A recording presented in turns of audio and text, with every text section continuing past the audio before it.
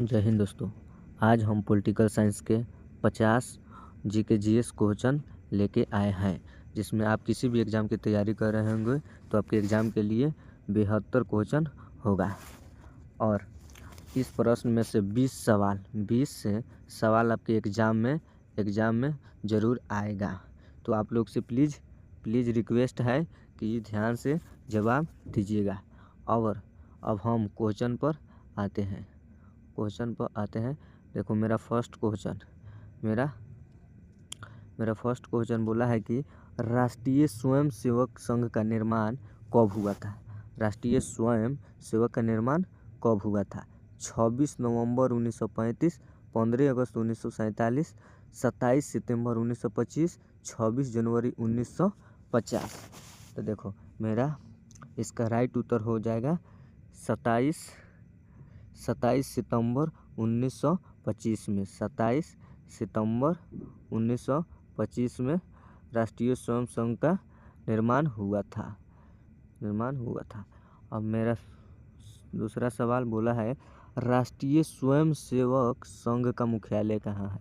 नागपुर, भोपाल, आगरा, अहमदाबाद। तो देखो, राष्ट्रीय स्वयंसेवक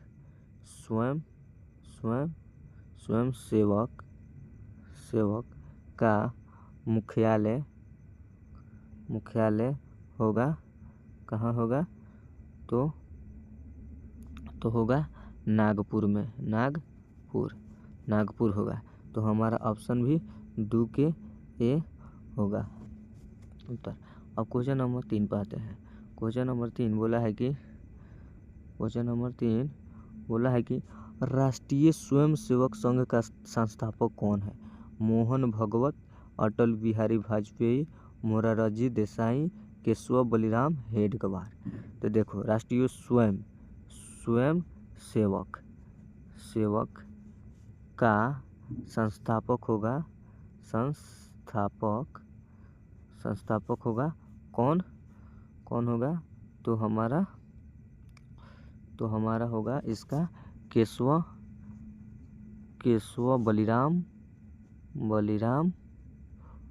बलिराम हेडगेवार। क्या? हेडगेवार होगा। तो हमारा 3 का डी उत्तर होगा। मेरा 3 का डी इसका उत्तर होगा। अब क्वेश्चन नंबर 4 का है, भारतीय जनता पार्टी का स्थापना कब हुआ था? 15 अगस्त 1947 के, 6 अप्रैल 1980 के, 26 जनवरी 1950 के अन्य। देखो, जनता पार्टी, भारतीय जनता पार्टी का स्थापना हुआ था हमारा कितना? तो हमारा हुआ था 6 अप्रैल 1980 को। 6 अप्रैल 1980 को भारतीय जनता पार्टी के स्थापना हुआ था। तो हमारा इसका उत्तर बी के राइट होगा। अब क्वेश्चन नंबर 5 बोला है, भारतीय जनसंघ का स्थापना कब हुआ था? जनसंघ का स्थापना कब हुआ था? 27 सितंबर 1925, 25 मार्च 1960, 21 अक्टूबर 1951 की अन्य। तो हमारा जनसंघ का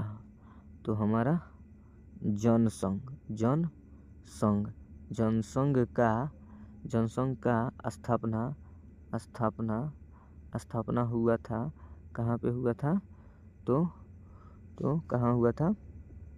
भले कब हुआ था? 21 अक्टूबर 1951 को हुआ था। तो हमारा 5 का उत्तर सी होगा। क्वेश्चन नंबर 6 बोला है कि भारतीय जनता पार्टी का मुख्यालय कहाँ है? नई दिल्ली कि गुजरात कि झारखंड कि महाराष्ट्र? तो देखो, भारतीय जनता पार्टी का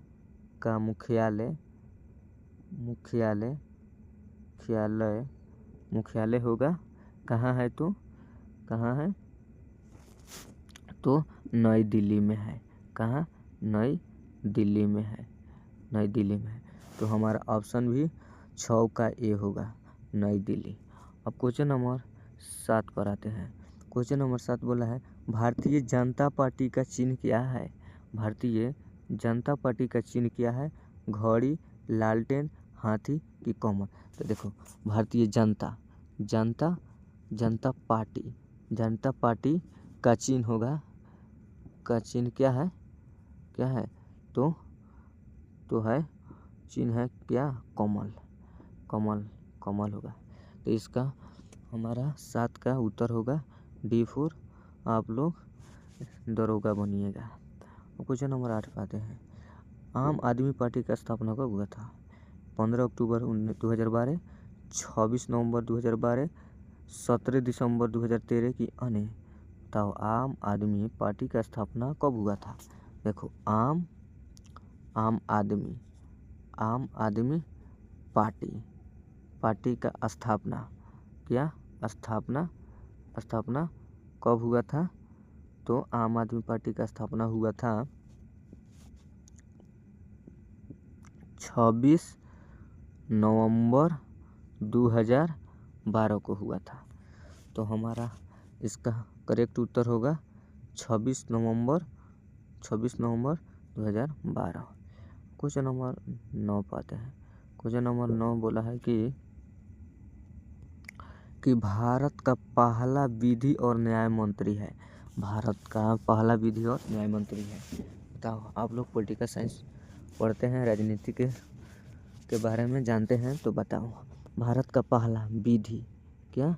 विधि और न्याय मंत्री कौन है? तो बताओ अशोक कुमार सेन की, हंस राज खान्ना की, भीमराव रामजी अम्बेडकर की, अन्य। बताओ तो इसका करेक्ट उत्तर होगा भीमराव रामजी क्या? अम्बेडकर। तो हमारा 9 का होगा सी उत्तर होगा। अब क्वेश्चन नंबर 10 पाते हैं। क्वेश्चन नंबर 10 लोकसभा का उम्मीदवार होने के लिए अल्पतम उम्र क्या है? लोकसभा का उम्मीदवार होने के लिए उम्र क्या है? तो देखो लोकसभा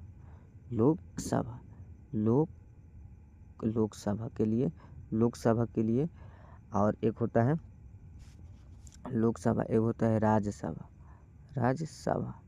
लोकसभा, राज्यसभा। तो देखो लोकसभा के लिए उम्र होनी चाहिए 25 वर्ष। 25 वर्ष होगा तो आप लोग लोकसभा का चुनाव में शामिल हो सकते हैं। और राज्यसभा में कितना होता है? तो राज्यसभा में होता है 30 वर्ष। तो पूछा क्या है? लोकसभा का उम्मीदवार होने के लिए 25 वर्ष चाहिए। तो 10 का ए होगा ऑप्शन। अब 11 नंबर क्वेश्चन राज्यसभा का उम्मीदवार होने के लिए अल्पतम उम्र क्या है? बताओ इसका अभी हम बताए हैं से राज्यसभा के लिए राज्यसभा के लिए कितना उम्र है? उम्र सीमा कितना है? तो राज्यसभा के लिए उम्र सीमा 30 वर्ष है। कितना? 30 वर्ष है। तो हमारा इसका करेक्ट उत्तर 30 वर्ष होगा। अब क्वेश्चन नंबर 12 बहुत मोस्ट ज़्यादा इम्पोर्टेंट VVI क्वेश्चन है। तो आप लोग इसको कमेंट में बताओ, कमेंट करो से इसका ऑप्शन कौन होगा?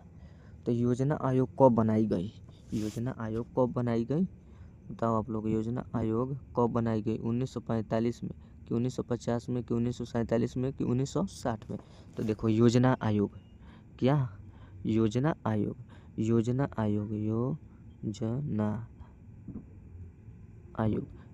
आयोग हमारा बनाया गया था 1950 में बनाया गया था। तो हमारा ऑप्शन भी बी के करेक्ट उत्तर होगा। 13 नंबर क्वेश्चन योजना आयोग का प्रतिस्थापना किसने किया था? केंद्र आयोग, मुखर्जी आयोग, नीति आयोग, अन्य।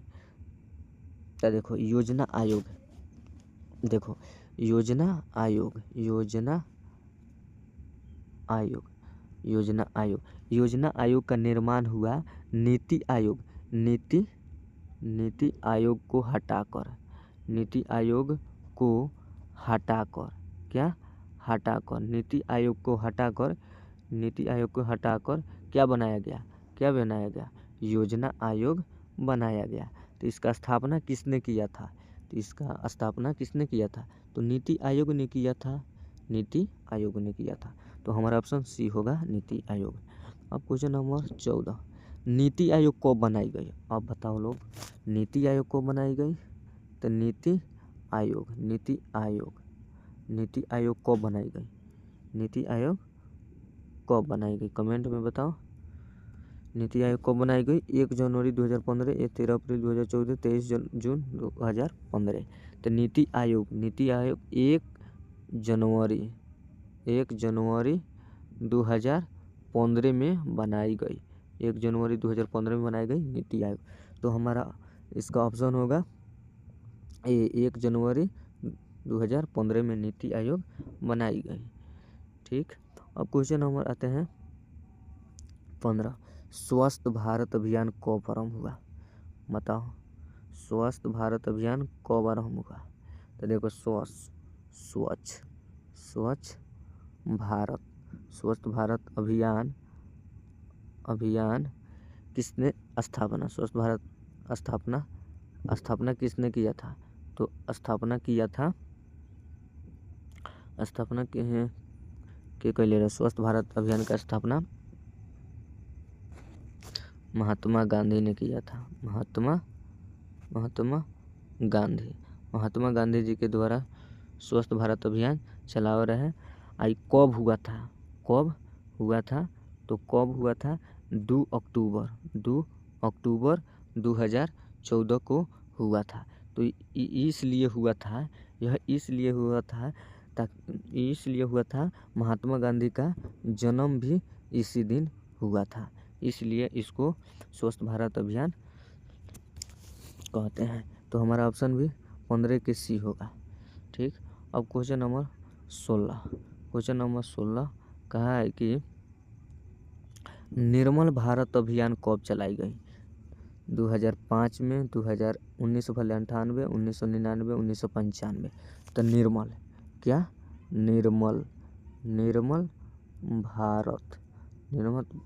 भारत अभियान निर्मल भारत अभियान कब लॉन्च भइल, तो बताओ आप लोग कब लॉन्च हुआ।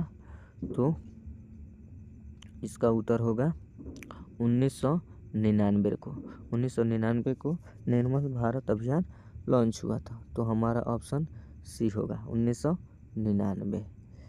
अब क्वेश्चन नंबर आते हैं 17, आज़ाद हिंद फौज कब सक्रिय हुआ, तो आज़ाद हिंद फौज 1942 में सक्रिय हुआ था। तो हमारा ऑप्शन ए के राइट उत्तर होगा। अब क्वेश्चन नंबर 18, राष्ट्रीय विकास परिषद कब बनाई गई, सितंबर 1950, अगस्त 1953, अगस्त 1952, जनवरी 1899। तो इसका राइट उत्तर हो जाएगा अगस्त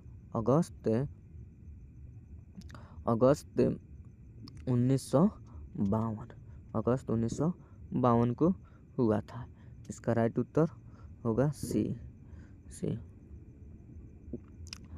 तो चलो, इस क्वेश्चन को बताने से पहले मैं आप लोगों से बताना चाहता हूँ कि आप लोग कितना क्वेश्चन को सही किए हैं, थोड़ा कमेंट में बताओ मुझको, और लाइक भी कर दो। अगर अच्छा क्वेश्चन है तो आप लोग लाइक कर दो। अब क्वेश्चन नंबर बताते हैं। राष्ट्रवाद की अवधारणा का जन्म किस घटना से माना जाता है, पुनर्जागरण से, धर्म सुधार आंदोलन से, फ्रांस की क्रांति से, गोरखा क्रांति से। तो देखो,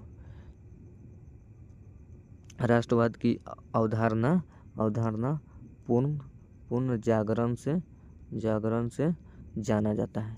क्या पुनर्जागरण। तो हमारा ऑप्शन होगा ए, हमारा ऑप्शन ए राइट उत्तर होगा पुनर्जागरण से। क्वेश्चन नंबर 20, अखिल भारतीय हरिजन संघ की स्थापना निम्नलिखित में किसके द्वारा की गई थी। बहुत ज़्यादा अच्छा क्वेश्चन है कि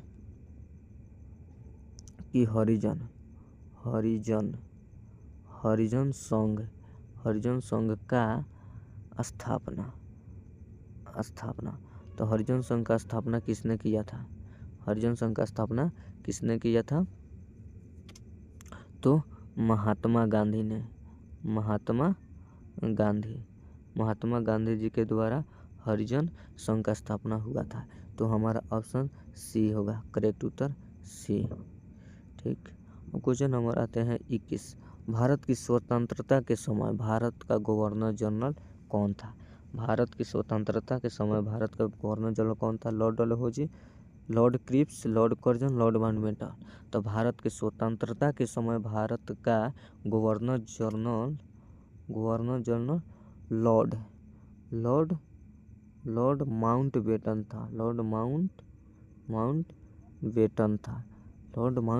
था। तो हमारा ऑप्शन डी के करेक्ट उत्तर होगा लॉर्ड माउंटबेटन। क्वेश्चन नंबर आते हैं 22, अखिल भारतीय ट्रेड यूनियन कांग्रेस के प्रथम अध्यक्ष थे।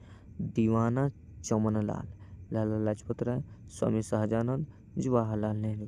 तो भारतीय ट्रेड यूनियन कांग्रेस के प्रथम अध्यक्ष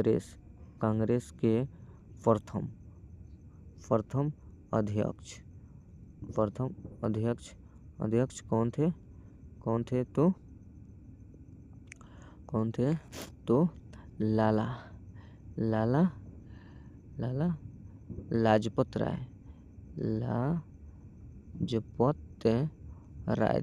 लाजपत राय थे। अब क्वेश्चन नंबर आते हैं 23 नंबर क्वेश्चन बोला है कि भारतीय राष्ट्रीय कांग्रेस का प्रथम अध्यक्ष कौन था। WC बनर्जी, मोतीलाल नेहरू, वल्लभ भाई पटेल, इनमें से कोई नहीं। भारतीय राष्ट्रीय कांग्रेस का प्रथम अध्यक्ष भारत राष्ट्रीय कांग्रेस का प्रथम अध्यक्ष कौन थे तो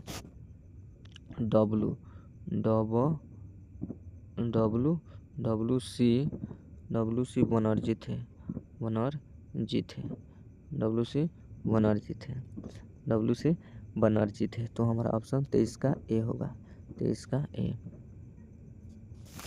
क्वेश्चन नंबर 24, भारत का ग्रैंड ओल्ड मैन किसे कहा जाता है। दादा भाई नौरोजी को, महात्मा गांधी के, गोपाल कृष्ण गोखले के, सुभाष चंद्र बोस के। तो भारत का ग्रैंड ओल्ड मैन दादा भाई किसको जानते हैं। दादा भाई नौरोजी को जानते हैं। दादा भाई नौरोजी को ग्रैंड ओल्ड मैन कहा जाता है। तो हमारा ऑप्शन होगा ए, दादा भाई नौरोजी। क्वेश्चन नंबर 25, किसने कहा था कि गांधी जी ने राष्ट्रीय आंदोलन को एक क्रांतिकारी आंदोलन और जन आंदोलन का रूप दिया। Copeland, Lewis Fisher, Gokhale, Subhash Chandra Bose ने। तो एक क्रांतिकारी आंदोलन और जन आंदोलन का रूप दिया था। कौन दिया था तो ये दिए थे कोपलैंड ने दिया था। तो हमारा 25 का ए होगा, 25 का ए हमारा राइट उत्तर होगा। क्वेश्चन नंबर 26 बोला है कि महात्मा गांधी ने कब हरिजन पत्रिका का प्रकाशन किया। महात्मा गांधी ने कब हरिजन पत्रिका का प्रकाशन प्रारंभ कब किया तो 1933 में महात्मा गांधी ने किया था। तो हमारा ऑप्शन भी 26 का डी होगा, 1933।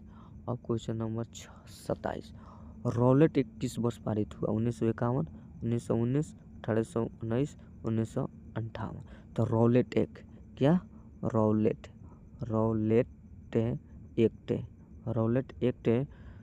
किस वर्ष प्रारंभ हुआ तो हमारा इसका उत्तर होगा 1919 में रोलोट एक्ट ने पारित हुआ। तो हमारा ऑप्शन बी 4 बाहुबली आंसर होगा। क्वेश्चन नंबर 28 नंबर क्वेश्चन बोला है कि स्टैफोर्ड क्रिप्स किस दल समूह का था? लेबर पार्टी, लिबरल पार्टी, राज्य अधिकारी, अन्य। तो स्टैफोर्ड क्रिप्स से किस दल समूह का था? तो हमारा यह था लेबर पार्टी से था। कितना?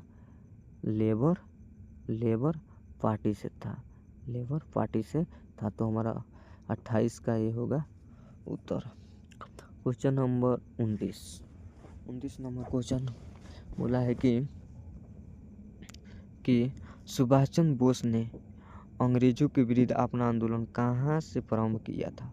बर्मा से, कि जापान से, कि थाईलैंड से, कि सिंगापुर से? तो सुभाष चंद्र बोस ने अंग्रेजों के विरुद्ध अपना आंदोलन सिंगापुर से शुरू किया था। सिंगापुर से। कहाँ से? सिंगापुर से। तो हमारा ऑप्शन होगा डी, सिंगापुर। अब क्वेश्चन नंबर 30 आते हैं। कांग्रेस के संस्थापक कौन थे? WC बनर्जी, एहो हुम, लाला लाजपत राय, इनमें से कोई नहीं। तो देखो, कांग्रेस का संस्थापक थे कांग्रेस का संस्थापक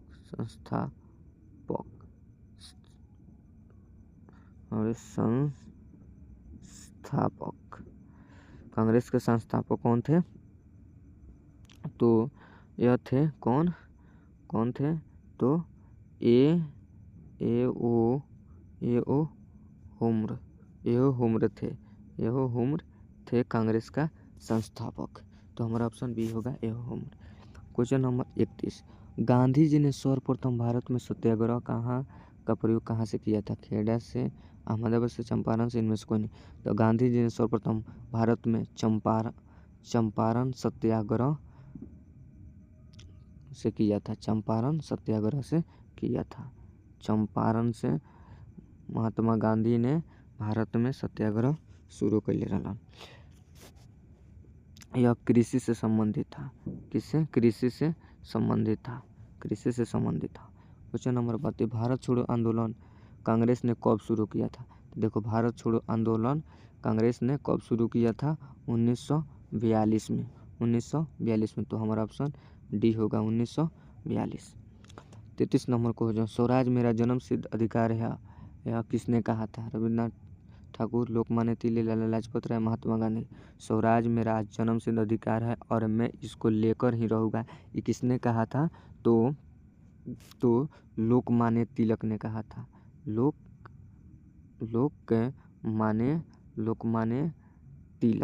लोकमान्य तिलक ने कहा था, स्वराज मेरा आज जन्मसिद्ध अधिकार है और मैं इसे लेकर ही रहूँगा। लोकमान्य तिलक ने कहा था। अब 34 नंबर क्वेश्चन बोला है कि महात्मा गांधी के असहयोग आंदोलन के दौरान किसने अपनी वकालत छोड़ दी? महात्मा गांधी के असहयोग आंदोलन के दौरान किसने अपनी वकालत छोड़ दी? मोतीलाल नेहरू, जवाहरलाल नेहरू, मदन मोहन मालवीय, इनमें से कोई नहीं। तो ये छोड़े थे कौन? तो मोतीलाल नेहरू ने अपनी वकालत छोड़ दी थी असहयोग आंदोलन के समय में। तो इसका उत्तर होगा मोतीलाल नेहरू। अब 35 नंबर क्वेश्चन। नमक सत्याग्रह के दौरान निम्नलिखित में से कौन गांधी जी से जुड़े थे? तो नमक सत्याग्रह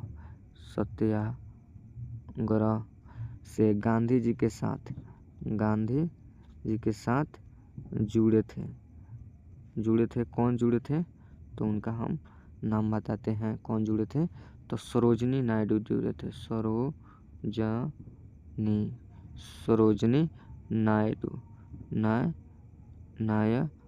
सरोजनी नायडू ने जुड़ा था। तो हमारा ऑप्शन होगा B4 Baahubali answer Sarojini Naidu. Question number 36। Bharat के उत्थान के लिए जन चेतना जगाने हेतु किसने लंदन में ईस्ट इंडिया एसोसिएशन की स्थापना की थी? लंदन में ईस्ट इंडिया एसोसिएशन की स्थापना की थी, किया था?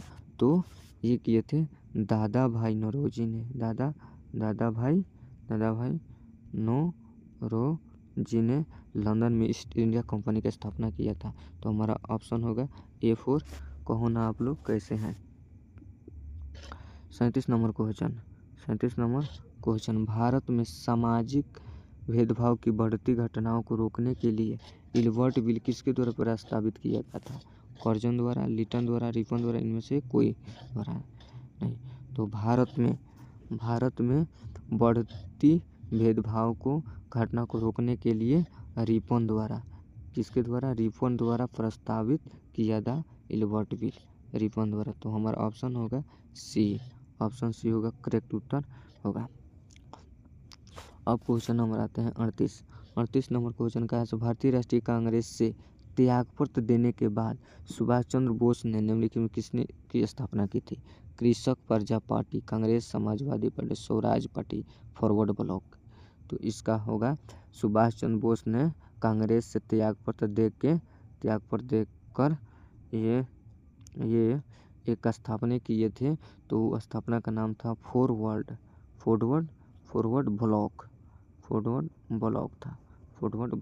तो हमारा ऑप्शन D4 कहना आप लोग कैसे हैं।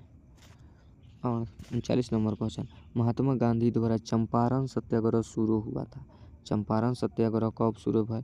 1920, 1914, 1917, 1947 में। तो चंपारण सत्याग्रह शुरू हुआ था कितना में? तो 1917 में। तो हमारा ऑप्शन सी होगा 1917 में चंपारण सत्याग्रह शुरू हुआ था गांधी जी के द्वारा। क्वेश्चन नंबर 40 का है, महात्मा गांधी द्वारा संपादित अंग्रेजी साप्ताहिक था, केसरी था, यंग इंडिया था, केसरी था, इनमें से कोई नहीं। तो महात्मा गांधी द्वारा संपादित अंग्रेजी साप्ताहिक था, कौन था? तो यह था यंग इंडिया।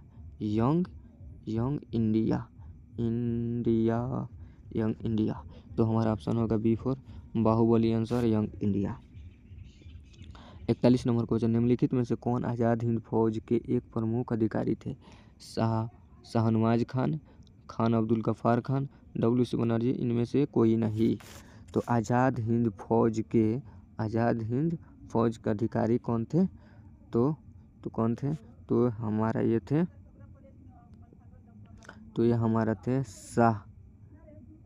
शाहनवाज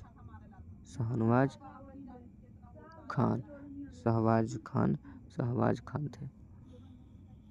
तो हमारा ऑप्शन होगा A शहबाज खान। अब क्वेश्चन नंबर आते हैं 42 नंबर क्वेश्चन का है, मेरे पास खून पसीना और आंसू का अतिरिक्त देने के लिए कुछ भी नहीं है, किसने कहा था? Lord Nelson, Napoleon, Charles, Subhash Chandra Bose ने। तो देखो इसका राइट उत्तर होगा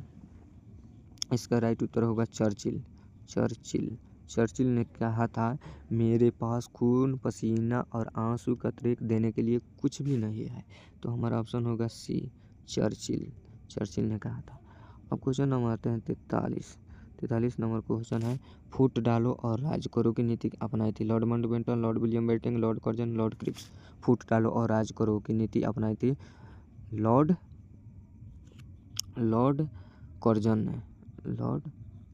कर्जन ने कहा था फूट डालो और राज करो, लॉर्ड कर्जन ने कहा था। तो 43 के हमारा सी होगा आंसर। अब 44 नंबर क्वेश्चन, गदर पार्टी का मुख्यालय कहाँ है? मॉस्को में, बर्लिन में, कराची में, सैन फ्रांसिस्को में से। तो गदर पार्टी का मुख्यालय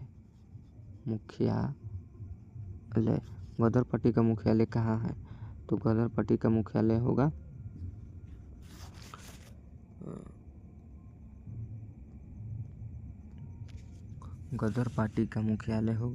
कहाँ में? सैन फ्रांसिस्को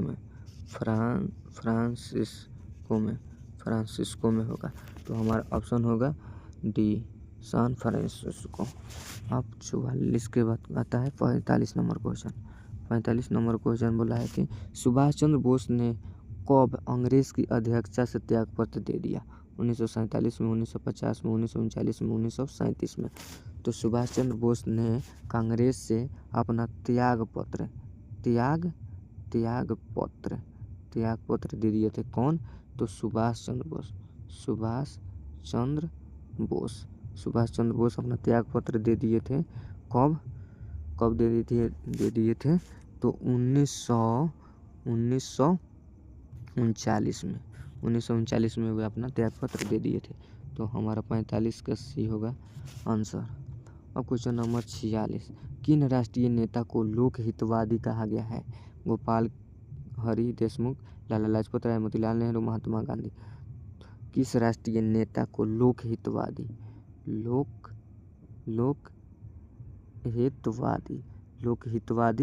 नेता कहा गया है? किसको कहा गया है लोक हितवादी नेता? किसको कहा गया है? तो ये कहा गया है गोपाला हरि देशमुख को गोपाला हरि देशमुख को लोक हितवादी कहा गया है। तो हमारा ऑप्शन होगा 46 का ये। अब क्वेश्चन नंबर 47 पाते हैं, स्वतंत्रता संग्राम में गांधी जी ने किसान आंदोलन प्रारंभ किया था? साबरमती से, बारडोली से, चंपारण से, बिजरौलिया से। स्वतंत्रता संग्राम में गांधी जी ने किसान आंदोलन कहाँ से शुरू किए थे? चंपारण से शुरू किए थे। कहाँ से? चंपारण से शुरू किए थे। तो हमारा 47 का सी होगा आंसर। अब क्वेश्चन नंबर 48, भारत की आज़ादी के समय ब्रिटेन का प्रधानमंत्री कौन थे? Italy, Lord Cripps, Lord Curzon, इनमें से कौन नहीं? तो देखो, भारत के समय ब्रिटेन का प्रधानमंत्री तो ब्रिटेन का प्रधानमंत्री कौन थे? तो यह थे इटली थे। तो हमारा ऑप्शन होगा 48 के ए, इटली। क्वेश्चन नंबर 49, 1935 के भारत सरकार का अधिनियम किस निर्णय से संबंधित है? प्रांतों में उद्योग, प्रौढ़ मतदान, प्रांतीय स्वायत्तता, इनमें से कोई नहीं। तो ये थे, भारत सरकार का अधिनियम किस निर्णय से था 1935 में? तो होगा प्रांतीय स्वायत्तता से संबंधित था। तो हमारा ऑप्शन होगा सी, 49 के सी। अब 50 नंबर क्वेश्चन जो कि आखिरी रहा, भारत छोड़ो आंदोलन कब हुआ था? तो इस प्रश्न को हम HW में रहते हैं। बोला है फर्स्ट नंबर क्वेश्चन, वास्तविक वस्तु का आभासी प्रतिबिंब बनता है। वास्तविक वस्तु का आभासी प्रतिबिंब बनता है उत्तल दर्पण में, समतल दर्पण में, अवतल दर्पण में, इनमें से सभी में। तो बताओ दोस्तों, वास्तविक वस्तु का आभासी प्रतिबिंब कहाँ बनता है? तो हमारा ऑप्शन हो जाएगा B4 बाहुबली समतल दर्पण में बनता है। अब नेक्स्ट क्वेश्चन देखते हैं, क्वेश्चन नंबर 2, वास्तविक वस्तु का हमेशा सीधा प्रतिबिंब बनाने वाला दर्पण है। बोला है क्वेश्चन, वास्तविक वस्तु का हमेशा सीधा प्रतिबिंब बनाने वाला दर्पण कौन सा है? समतल, उत्तल, अवतल, समतल, अवतल, उत्तल, अवतल, समतल, उत्तल। तो हमारा ऑप्शन होगा बी। हमारा वास्तविक हमेशा प्रतिबिंब बनता है समतल दर्पण द्वारा, समतल और उत्तल द्वारा। तो हमारा ऑप्शन डी होगा, D4 दरोगा आप लोग बनिएगा। ठीक है, क्वेश्चन नंबर 3, क्वेश्चन वास्तविक प्रतिबिंब की प्रकृति कैसी होती है? वास्तविक प्रतिबिंब की प्रकृति कैसी होती है? उल्टा, सीधा और उल्टा, इनमें से कोई नहीं। तो बताओ सब, वास्तविक प्रतिबिंब की प्रकृति कैसी होती है? तो हमेशा क्या होती है? उल्टा होती है, उल्टा। ऑप्शन हमारा ए होगा राइट उत्तर। क्वेश्चन नंबर 4 बोला है कि वस्तु से छोटा प्रतिबिंब बनता है। वस्तु से छोटा प्रतिबिंब बनता है उत्तल दर्पण में, अवतल दर्पण में, समतल दर्पण में, उत्तल दर्पण और अवतल दर्पण। तब वस्तु से छोटा और प्रतिबिंब बनता है हमारा बनता है किसमें? तो हमारा बनता है उत्तल उत्तल दर्पण और अवतल दर्पण में अवतल दर्पण में बनता है। तो हमारा ऑप्शन हो जाएगा D4 दरोगा आप लोग बनिएगा, ऐसे ही जीएस याद करिएगा। तो क्वेश्चन नंबर 5 बोला है कि प्रकाश के परावर्तन के नियम के अनुसार आपतन कोण परावर्तन कोण से बड़ा है, आपतन कोण परावर्तन कोण के बराबर है, आपतन कोण परावर्तन कोण से छोटा है, सभी कथन सत्य है। तो बताओ, तो हमारा उत्तर क्या हो जाए? प्रकाश के परावर्तन के नियम कहता है कि आपतन कोण परावर्तन कोण के बराबर होता है। तो हमारा B4 Baahubali answer B number होगा, बाहुबली। क्वेश्चन नंबर 6 आते हैं। समतल दर्पण द्वारा बना प्रतिबिंब सादा होता है। बोला है समतल दर्पण द्वारा बना प्रतिबिंब कैसा होता है?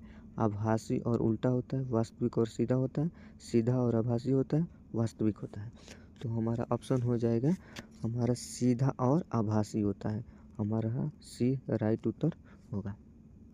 क्वेश्चन नंबर आते हैं 7 नंबर क्वेश्चन कहा है कि आँखों में प्रवेश करने वाले प्रकाश की मात्रा को नियंत्रित करता है।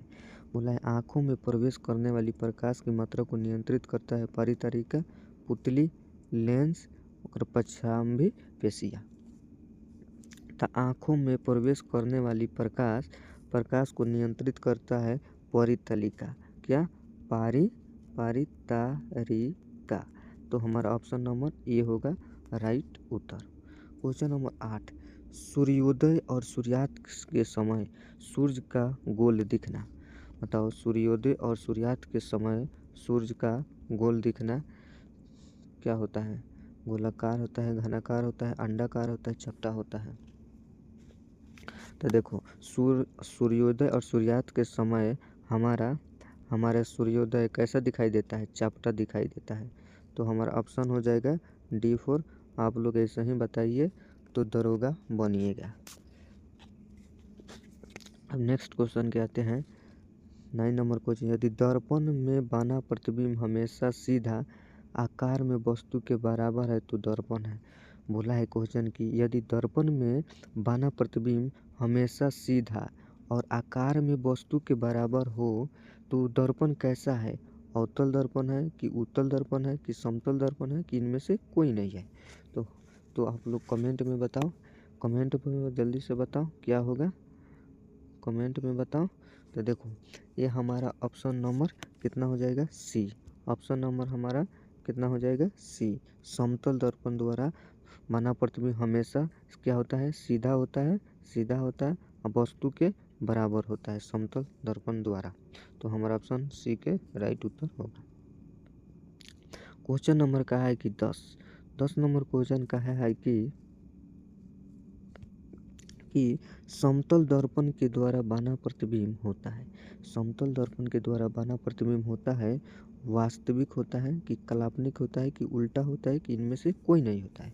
तो देखो, तो 10 का हमारा आंसर हो जाएगा B4 बाहुबली आंसर काल्पनिक होता है, काल्पनिक। तो हमारा बी के राइट उत्तर होगा। क्वेश्चन नंबर 11 है जो स्क्रीन पर है, आप लोग पढ़ के जवाब बताओ कमेंट में, तब तक मैं इंतज़ार आप लोगों को करता हूँ।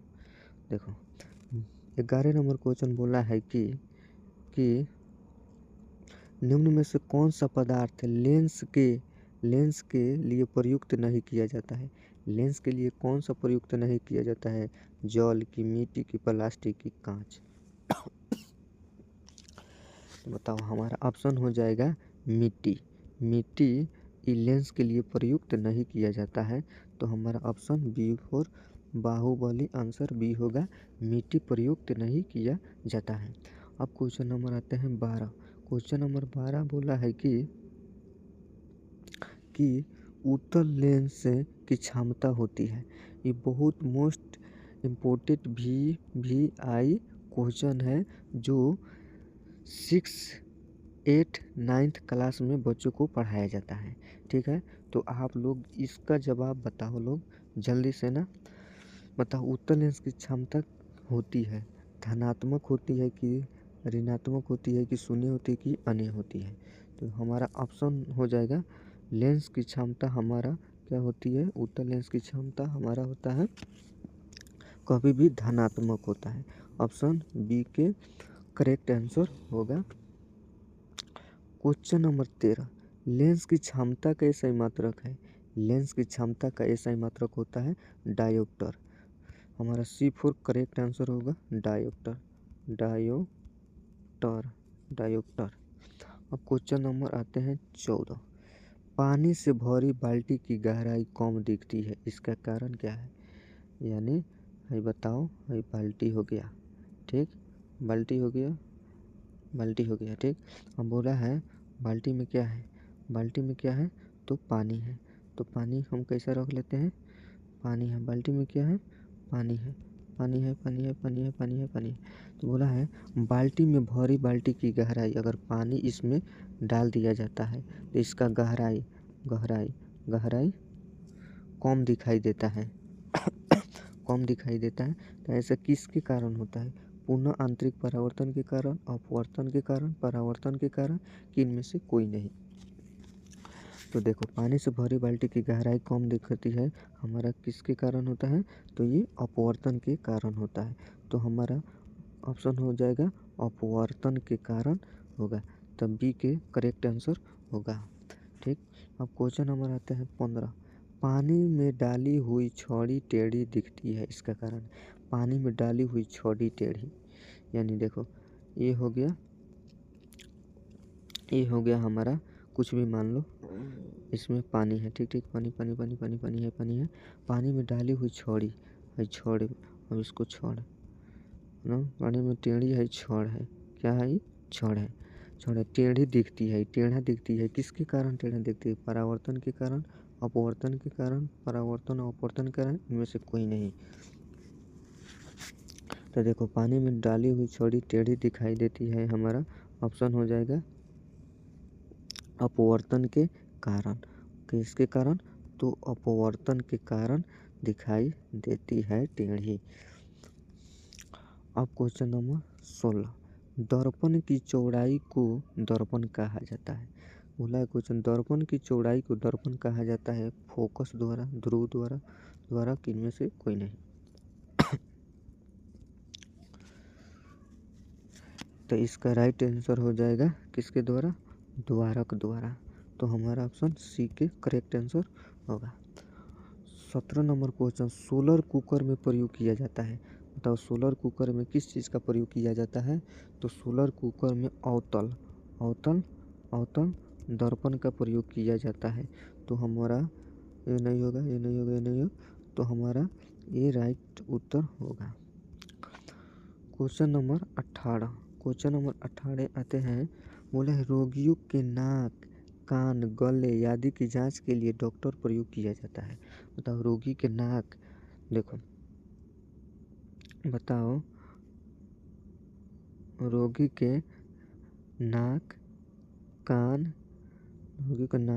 गले के इत्यादि की जांच के लिए डॉक्टर प्राय किसका उपयोग करता है, तो ये हमारा ऑप्शन हो जाएगा अवतल दर्पण का उपयोग करता है। किस चीज़ का, अवतल दर्पण के द्वारा डॉक्टर जांच करता है। तो हमारा ऑप्शन सी होगा। हीरा का अपवर्तनांक होता है 1.77, 1.47, 1.44, 2.42। तो हीरा का अपवर्तनांक कितना होता है, तो हीरा का अपवर्तनांक 2.42 होता है, 2.42 होता है। तो हमारा डी के करेक्ट आंसर, डी फॉर दरोगा बनिएगा आप लोग। बोला है क्वेश्चन नंबर बोला है 20, मोटर गाड़ी के चालक के सामने लगा रहता है। बताओ मोटर गाड़ी के सामने चक्का में किस चीज़ का कौन सा दर्पण लगा रहता है, तो बताओ अवतल दर्पण, समतल दर्पण, उत्तल दर्पण, अन्य। तो देखो मोटर गाड़ी के चालक में हमारा कौन सा दर्पण, उत्तल दर्पण लगा रहता है। क्या, उत्तल दर्पण लगा रहता है। ऑप्शन नंबर सी के राइट उत्तर होगा। क्वेश्चन नंबर 21, स्टार्च से किस प्रकार के प्रकाश पुंज की प्राप्ति होती है। टॉर्च से किस प्रकार की प्रकाश की पुंज प्राप्त होती है? समांतर प्रकाश पुंज, असंतृप्त प्रकाश पुंज, असंतृप्त प्रकाश पुंज, सभी कथन सत्य है। तो बताओ, आप लोग कमेंट करो। टॉर्च से टॉर्च टॉर्च टॉर्च से टॉर्च से टॉर्च से किस प्रकार के प्रकाश पुंज की प्राप्ति होती है? तो ये हो जाएगा असंतृप्त प्रकाश पुंज, असंतृप्त प्रकाश पुंज। Option number B4 Baahubali, answer B number होगा बाहुबली। अब क्वेश्चन नंबर आते हैं 22।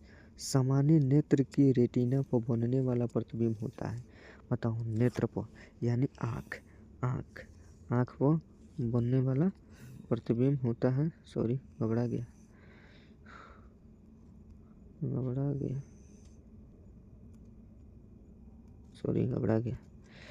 छोड़ो, नहीं बनेंगे। सामान्य नेत्र की रेटिना पर बनने वाला प्रतिबिंब कैसा होता है? आभासी और सीधा, वास्तविक और सीधा, वास्तविक और उल्टा। तो हमारा ऑप्शन हो जाएगा ये कैसा होता है? तो वास्तविक होता है। कैसा होता है? वास्तविक होता है। और नेत्र पर प्रतिबिंब कैसा बनता है? उल्टा बनता है। तो वास्तविक एवं उल्टा बनता है। तो ऑप्शन हमारा सी के करेक्ट आंसर होगा। 23 नंबर क्वेश्चन बोला है 23 नंबर क्वेश्चन की नेत्र लेंस में समायोजन की प्रक्रिया होती है। नेत्र लेंस में समायोजन की प्रक्रिया होती है। तो हमारा ये ऑप्शन हो जाएगा सिलिया पेशियों द्वारा होती है। सिलियरी पेशियों द्वारा नेत्र लेंस में सामान्य प्रयोजन होती है। क्वेश्चन नंबर 24, किसी नेत्र का निकट बिंदु है कितना होता है? किसी नेत्र का निकट बिंदु कितना होता है? 2.5 सेंटीमीटर, 25 सेंटीमीटर, 2.5 सेंटीमीटर, 3 मीटर। बताओ। तो ये तो आप लोग जानते होंगे कि नेत्र लेंस का निकट बिंदु 25 सेंटीमीटर होता है। 25 सेंटीमीटर होता है। तो हमारा ऑप्शन बी होगा। 25 नंबर क्वेश्चन बोला है कि आँखों की पुतली किस प्रकार कार्य करती है? आँखों की पुतली किस प्रकार कार्य करती है? परिवर्तित द्वारक भांति, दंड तंत्रिका भांति, पुतली के भांति, अन्य। अब बताओ, आप लोग आंसर बताओ। आँख की पुतली किस प्रकार से काम करती है? तो हमारा 25 का ऑप्शन हो जाएगा ए नंबर, परिवर्तित द्वारक की भांति। ऑप्शन होगा 25। 26 नंबर क्वेश्चन, सामान्य नेत्र का दूरबिंदु होता है। सामान्य नेत्र का दूरबिंदु होता है 25 सेंटीमीटर होता है, अनंत पर होता है, 25 पर होता है, 25 मीटर पर होता है। सामान्य नेत्र का दूरबिंदु हमेशा कितना होता है? तो हमेशा अनंत होता है, अनंत पर होता है। आप कितना ही दूर भी देख सकते हैं वस्तु के। ठीक है, तो हमारा ऑप्शन B4 बाहुबली होगा। अगर आप लोगों का अच्छा वीडियो लग रहा है तो प्यारा सा लाइक कर दीजिए, लाइक करते रहिए और अपने दोस्त के पास शेयर कर दीजिए ताकि मुझे मोटिवेशनल मिले और मैं एनर्जी के साथ से और अच्छे से आप लोगों को बता दूं। ठीक है, तो चलो अब क्वेश्चन को देखते हैं। बोला है क्वेश्चन नंबर 27 नंबर क्वेश्चन कहा है कि सिनेमा के पर्दे पर किस प्रकार का प्रतिबिंब बनता है? सिनेमा के पर्दे पर किस प्रकार का प्रतिबिंब बनता है? आभासी प्रतिबिंब, उसके वास्तविक प्रतिबिंब, दोनों की सभी कथन सत्य है। बताओ। तो हम कहते हैं सिनेमा के पर्दे पर वास्तविक प्रतिबिंब बनता है। वास्तविक प्रतिबिंब हमेशा बनता है। ठीक है, और क्वेश्चन नंबर 28 आते हैं। कौन रंग है जिसका खतरे के सिग्नल में प्रयोग किया जाता है?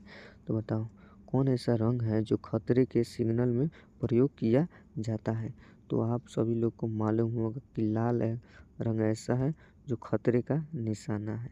खतरा के निशाना है क्या? लाल रंग निशाना है। खतरे के निशाना लाल रंग है। तो हमारा ऑप्शन डी होगा। क्वेश्चन नंबर 29, किलोवाट घंटा मात्रक है आवेश का, ऊर्जा का, विभवांतर शक्ति। किलोवाट घंटा विद्युत ऊर्जा का SI मात्रक किलोवाट घंटा होता है। 29 के हमारा बी होगा ऊर्जा। क्या? ऊर्जा। ऊर्जा ऑप्शन नंबर बी के राइट उत्तर होगा। क्वेश्चन नंबर 30, विद्युत बल्ब का फिलामेंट होता है तांबा का, प्लेटिनियम का, टंगस्टन का, इनमें से कोई नहीं। तो देखो विद्युत का फिलामेंट हमेशा होता है किस चीज़ का? तो होता है टंगस्टन का। टंगस्टन का होता है। तो हमारा ऑप्शन हो जाएगा सी के राइट उत्तर हो जाएगा सी, टंगस्टन का होता है। अब क्वेश्चन नंबर आते हैं 31, प्रतिरोधकता का मात्रक है ओम मीटर, ओम प्रति मीटर, मीटर, इनमें से कोई नहीं। तो बताओ प्रतिरोधकता का SI मात्रक होता है क्या? ओम मीटर होता है। ओम मीटर होता है। ओम मीटर होता है। तो हमारा ऑप्शन हो जाएगा ए। हमारा ऑप्शन ए के राइट उत्तर होगा। क्वेश्चन नंबर 32, क्वेश्चन नंबर 32 कहा है कि विद्युत धारा उत्पन्न करने वाली युक्ति को कहते हैं। विद्युत धारा उत्पन्न करने वाली को एमीटर कहते हैं, गैल्वेनोमीटर, जनित्र मीटर। तो विद्युत धारा उत्पन्न करने वाली गैल्वेनोमीटर को युक्ति को हम क्या कहते हैं? जनित्र कहते हैं। क्या कहते हैं? जनित्र कहते हैं। तो हमारा ऑप्शन सी होगा, जनित्र। जनित्र कहते हैं। और क्वेश्चन नंबर 33, निकट दृष्टि दोष वाला व्यक्ति के चश्मे में लगा होता है। निकट दृष्टि दोष वाला व्यक्ति के चश्मे में कौन सा दर्पण लगा होता है? तो हमारा ऑप्शन होगा, तो हम बता दें अवतल दर्पण लगा होता है। अवतल दर्पण। अवतल दर्पण से निकट दृष्टि दूर वाला व्यक्ति देख सकता है। तो हमारा ऑप्शन बी होगा। क्वेश्चन नंबर 34, क्वेश्चन नंबर 34 कहा है कि दीर्घ दृष्टि दोष वाला व्यक्ति के चश्मे में लगा होता है। दीर्घ दृष्टि दोष वाला व्यक्ति के चश्मे में लगता होता है कौन सा? उत्तल दर्पण लगा होता है। उत्तल दर्पण ऑप्शन सी के करेक्ट आंसर होगा। क्वेश्चन नंबर 35, तेज प्रकाश में पुतली का आकार कैसा हो जाता है? बड़ा, छोटा, कोई परिवर्तन नहीं, इनमें से कोई नहीं। तो देखो तेज प्रकाश में हमारे आँख के पुतली का आकार क्या हो जाता है? छोटा हो जाता है। छोटा हो जाता है। तो ऑप्शन बी के करेक्ट आंसर होगा। क्वेश्चन नंबर 36, तेज प्रकाश में पुतली का आकार कैसा हो जाता है? तो छोटा हो जाता है। ठीक। 37 नंबर, दूरदृष्टि दोष वाली आंखें साफ साफ देख सकती है। दूरदृष्टि दोष वाली आंखें साफ साफ देख सकती है निकट की वस्तुओं का, बड़ी वस्तुओं का, दूर की वस्तुओं का, इनमें से कोई नहीं। तो हमारा ऑप्शन हो जाएगा, देखो दूरदृष्टि दोष वाली आंखें दूर की वस्तुओं को साफ साफ देख सकती है, की वस्तुओं को साफ साफ देख सकती है। तो हमारा ऑप्शन हो जाएगा सी। हमारा ऑप्शन सी के करेक्ट आंसर होगा। क्वेश्चन नंबर 38, क्वेश्चन नंबर 38 बोला है कि मानव नेत्र में जो बिंदु प्रकाश के लिए बिल्कुल सुगराही नहीं रहता होता है उसे कहते हैं। क्वेश्चन को समझो। मानव नेत्र में जो बिंदु प्रकाश के लिए बिल्कुल सुगराही नहीं होता है उसे क्या कहते हैं? पीतो बिंदु, अंध बिंदु, निकट बिंदु, दूर बिंदु। तो ये हमारा ऑप्शन हो जाएगा, इसको हम कहते हैं अंध बिंदु। अंध बिंदु कहते हैं। अंध बिंदु कहते हैं। ऑप्शन बी के करेक्ट आंसर होगा। 39 नंबर क्वेश्चन कहा है कि मानव नेत्र में होता है। मानव नेत्र में कौन सा होता है? अवतल लेंस, उत्तल दर्पण, उत्तल लेंस, अवतल दर्पण। तो हमारा मानव नेत्र में उत्तल लेंस होता है। क्या होता है? उत्तल लेंस होता है, दर्पण नहीं, उत्तल लेंस होता है। उत्तल लेंस होता है। तो हमारा सी के करेक्ट आंसर होगा। 40 नंबर क्वेश्चन, उदय और अस्त होते समय सूर्य दिखाई देता है। यानी उदय का मतलब होगा उगते। हाँ, अस्त माने होगा डूबते। तो बोला है उगते और डूबते समय सूर्य कैसा दिखाई देता है? कैसा दिखाई देता है? तो बताओ, लाल दिखाई देता है कि नीला कि काला कि पीला? तो लाल दिखाई देता है। लाल दिखाई देता है कि नहीं?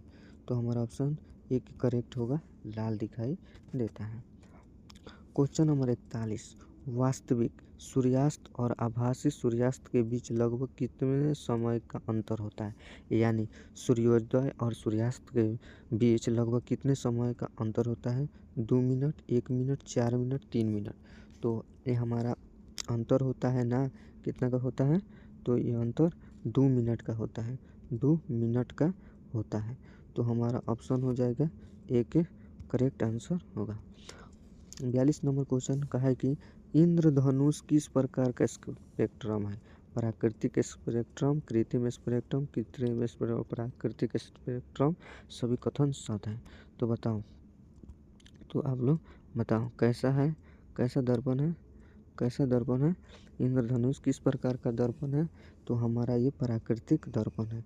तो हमारा ऑप्शन नंबर एक करेक्ट उत्तर हो जाएगा।